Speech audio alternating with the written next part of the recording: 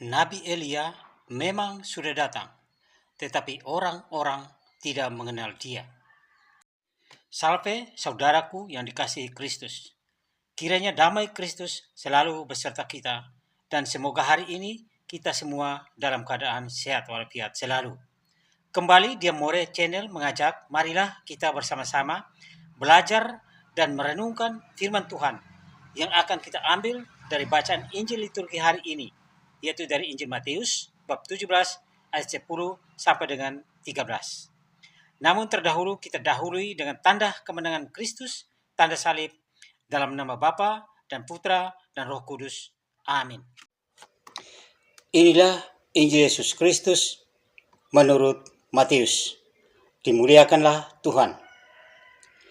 Ketika Yesus dan murid-muridnya turun dari gunung, para murid bertanya kepadanya, "Mengapa ahli-ahli Taurat berkata bahwa Elia harus datang dahulu?"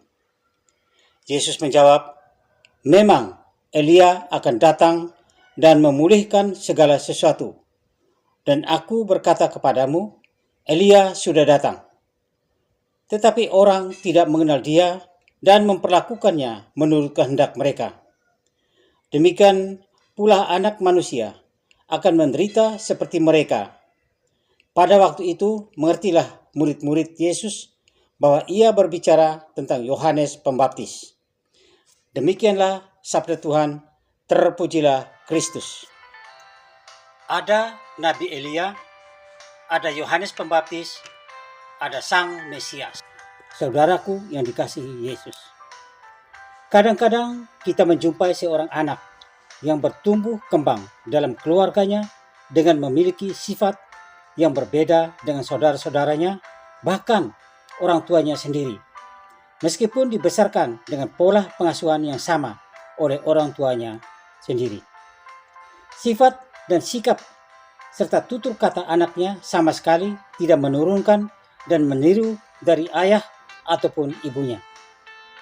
Namun setelah kedua keluarga besar sharing dan saling membagi pendapat, akhirnya diketahui bahwa sikap dan sifat anak itu tidak lain adalah titisan dari kakek buyut mereka yang sudah lama meninggal dunia. Saudaraku yang dikasihi Yesus. Dalam konsep seperti itu, Yesus juga mengakui bahwa Yohanes Pembaptis adalah titisan dari nabi besar Perjanjian Lama, yaitu Nabi Elia. Yohanes Pembaptis sering disebut sebagai Elia yang akan datang karena dalam Perjanjian Lama, seperti kita ketahui, Elia pergi naik kereta berapi. Dan hadirlah sosok Yohanes Pembaptis dengan kata-katanya yang tajam seperti Nabi Elia. Roh dan semangat Nabi Elia ada dalam diri Yohanes Pembaptis. Dalam Perjanjian Lama kita mengenal tokoh Nabi Elia bisa dibaca dalam kitab 1 Raja-Raja bab 17 sampai dengan 19 atau 2 Raja-Raja bab 1 dan 2. Dalam Perjanjian Baru kita mengenal tokoh Yohanes Pembaptis. Bacaan Injil liturgi hari ini mengungkap kedua tokoh tersebut, bahkan kesatuan dari keduanya. Kitab Malaiki mencatat bahwa Tuhan akan mengutus Nabi Elia agar kembali dari surga sebelum kedatangan kerajaan Allah di muka bumi ini. Misinya jelas, yaitu membuat hati bapak-bapak berbalik kepada anak-anaknya dan hati anak-anaknya kembali kepada bapak-bapaknya. Malaiki bab 4 ayat 5 sampai dengan ayat 6. Maka jawaban Yesus atas pertanyaan para muridnya membenarkan pernyataan para ahli Taurat bahwa Elia harus datang dahulu. Matius bab 17 ayat 10. Bahkan Yesus menambahkan bahwa Elia sudah datang saat ini, yaitu Matius bab 17 ayat 12, yaitu dalam diri Yohanes Pembaptis. Penginjil Lukas mencatat kebenaran ini bahwa Elia sudah datang dan nyata dalam diri Yohanes Pembaptis. Kedua tokoh ini mempunyai misi yang sama, sebagaimana kata malaikat Tuhan kepada Imam Zakaria sebelum kelahiran Yohanes Pembaptis. Kata malaikat itu, ia akan membuat banyak orang Israel berbalik kepada Tuhan, Allah mereka, dan ia akan berjalan mendahului Tuhan dalam roh dan kuasa Elia untuk membuat hati bapak-bapak berbalik kepada anak-anaknya. Lukas bab 1 ayat 16 sampai dengan ayat 17. Jadi antara teks Malaiki bab 4 ayat 5 sampai dengan 6 dan Lukas bab 1 ayat 16 sampai dengan ayat 17 ada kesamaan, dan antara Nabi Elia dan Yohanes Pembaptis ada kesatuan misi. Mengapa Yohanes Pembaptis yang adalah Elia sudah datang, tetapi orang Farisi, para ahli Taurat, kaum Saduki tidak mengenal dia dan memperlakukannya seturut kehendak mereka sendiri? Mereka menolak kehadiran dan misi Yohanes Pembaptis. Bahkan Yohanes Pembaptis harus mengalami sengsara, di penjara, bahkan dibunuh. Di saat itu, di tengah-tengah para muridnya, Yesus selalu berbicara tentang Yohanes. Memang Yohanes Pembaptis harus datang lebih dulu untuk mempersiapkan kedatangan Sang Mesias Agung atau Sang Anak Manusia. Sebagaimana telah dinubuatkan oleh Nabi Yesaya pada masa ketika bangsa Israel dalam pembuangan, bahwa ada suara yang berseru-seru, persiapkanlah di padang gurun jalan untuk Tuhan, luruskanlah di padang belantara jalan raya bagi Allah kita. Yesaya bab 40 ayat 3. Sang Anak Manusia juga akan mengalami perlakuan yang sama. Ia ditolak, tidak diterima pewartaannya dan misi keselamatannya, bahkan mereka menyalibkan dia. Saudaraku yang dikasihi Yesus, sebagai murid-murid Yesus di zaman ini, kita juga diharapkan pada realitas kehadiran Yesus dalam setiap bentuk kehidupan kita.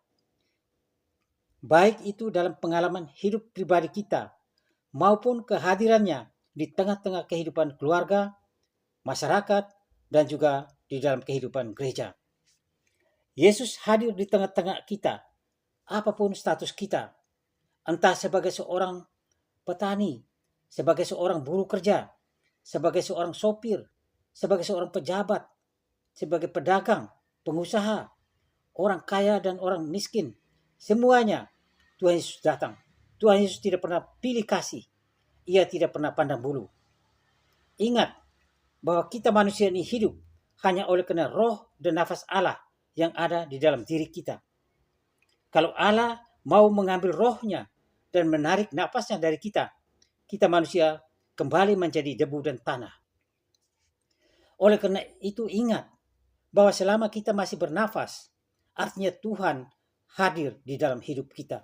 Tuhan hadir di tengah-tengah hidup kita.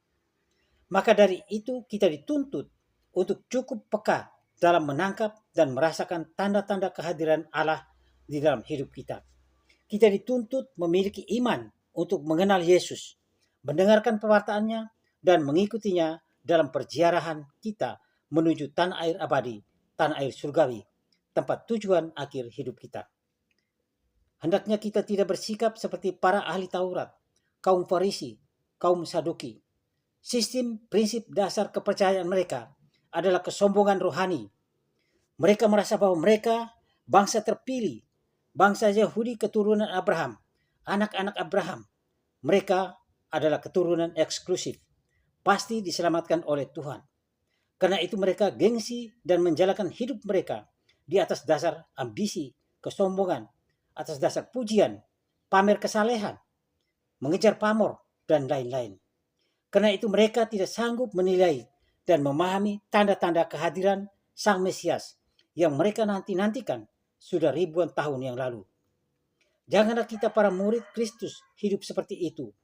Janganlah karena mengejar karier, mengejar jabatan, kedudukan, mengejar kekayaan, dan lain-lain, lalu kita melihat Yesus dan ajarannya sebagai ancaman, sebagai penghalang untuk mengejar usaha dan karier hidup kita lalu kita menolak Yesus dan pewartaannya. Di masa Advent yang sedang kita jalankan ini, hendaklah mendorong kita untuk semakin merenungkan tujuan kedatangan Yesus yang memberikan seluruh hidupnya, memberi dirinya sendiri untuk mengangkat martabat hidup kita ke dalam kelimpahan kasih Allah Bapa di surga. Karena itu hendaklah kita menjadikan Yesus sebagai pusat kehidupan kita dalam mencari dan mengalami cinta kasih Bapa di surga. Mari kita pastikan bahwa hidup kita senantiasa bertobat dan terbuka kepada kerajaan Allah yang telah diwariskan oleh Bapa di surga ketika kita dibaptis. Masa depan nanti bergantung dari apa yang kita lakukan di masa sekarang ini. Jangan sia-siakan waktumu. Semoga ketika Tuhan Yesus datang kedua kalinya sebagai Raja di atas segala raja dan sebagai Hakim yang Maha Adil, kita sudah siap di hadapannya. Demikianlah renungan kita hari ini. Marilah kita berdoa. Tuhan Yesus, terima kasih atas cinta dan ketaatanmu dalam menjalankan rencana Allah. Biarkan kami merasa tenteram berjalan bersamamu menuju Bapa di surga. Amin. Kemuliaan kepada Bapa dan Putra dan Roh Kudus, seperti pada permulaan, sekarang, selalu, dan sepanjang segala abad. Amin. Terpujilah keluarga kudus Nazaret, Tuhan Yesus, Bunda Maria dan Santo Yosef, sekarang dan selama-lamanya. Amin. Semoga Tuhan Yesus Kristus selalu memberkati kita semua. Salam damai Kristus, salam sehat selalu, Dia More Channel.